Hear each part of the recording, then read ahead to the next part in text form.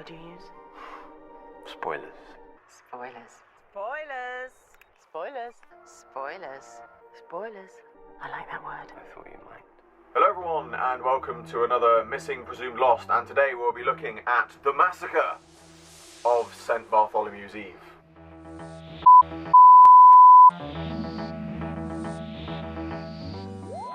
The Massacre is one of those classic Doctor Who stories that I just haven't seen that many times, but there is a very good reason for that, and we will come back to that later. However, said reason does make it a difficult story to not only watch, but also review. Not because it's a bad story, it's actually quite a good one, but if this story shows us anything, it's how lacking Still's reconstructions of missing stories are.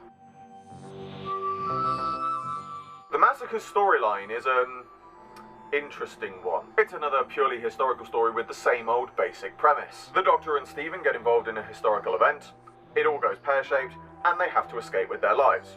Fairly standard stuff. And even then, the story itself, despite being set during a historical event that saw widespread conflict, actually doesn't have that much action in it. It's very dialogue heavy, and the titular massacre only takes place, or begins to take place, in the final moments of the story. And yet, perhaps because there is so little action, and because what there is of it is completely missing, it does draw you more to the narrative and the dialogue, and makes you realise how well it's actually written. With elements such as the confusion between the Abbot and the First Doctor presenting an interesting, almost sci-fi sideline that had previously gone unseen in classic historical stories. And also the idea of a fate of a character in the historical part being resolved as the Doctor and Stephen meeting her descendant, Dodo Chaplet, in the future. So despite it being a visual story, this lack of visuals and interesting dialogue makes it feel more like something from Big Finish. And if, like me, you're a fan of Big Finish, then you'll definitely love this story. At the start of this video, I mentioned a reason why I haven't seen this story that many times. Well, here is the reason. Of all the Doctor Who stories wiped in the 1970s, The Massacre was the one that suffered the most. Not only did all of its episodes get wiped, but not a single piece of footage, nor even a still of a piece of footage exist anymore, providing no visual references for this story. Only a small handful of promotional photographs taken during production still exist to provide any identification of this story. And there isn't even a record of what name this story was broadcast under, hence the debate as to whether it was broadcast as The Massacre or The Massacre of St. Bartholomew's Eve. Although these days, most versions of the story, whether in novelization, an audio, or other formats, tend to use the former over the latter. And something else I briefly mentioned earlier, and also another reason why it's so sad this story is missing, is it is one of the first times that an actor was seen to play dual roles, that of William Hartnell playing both the First Doctor and the Abbot of Amboise. Although Hartnell had earlier played his own robot duplicate in The Chase, and Peter Purves played both an American tourist and the debut of Stephen Taylor in the same episode. But, contrary to popular belief, William Hartnell did not play the role of Professor Webster in The Feast of Stephen. Regardless, however, this does mean that most visual reconstructions of this story are significantly different, which brings us neatly on to...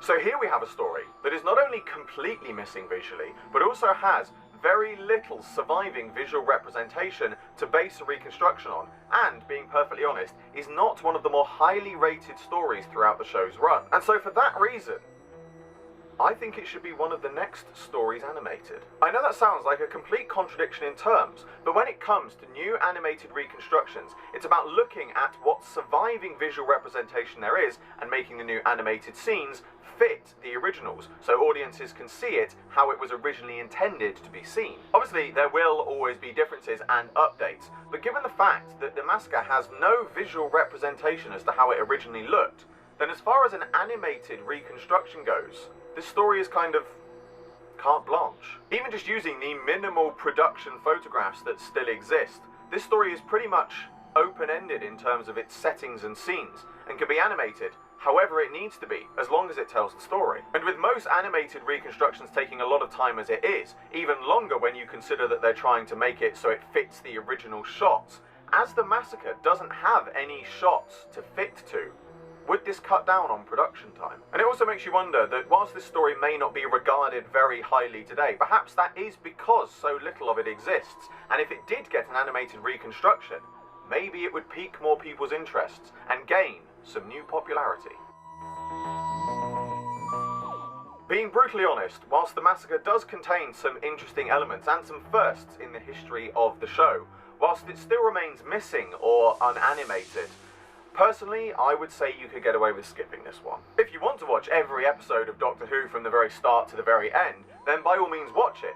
But I think you'll find, as far as a stills reconstruction goes, you'll find yourself listening to this more than watching it. That being said, however, if it does get animated in future, or if you are in fact watching this review after it has been animated, fingers crossed, then I would certainly and thoroughly recommend checking it out, because it is a very gripping story. And as I previously mentioned, if you're a fan of Big Finish, it may be well worth buying this story in audiobook format, at least whilst it's still missing or unanimated. But that brings to a close another Review Who Missing Presumed Lost. As always, I hope you all enjoyed this video.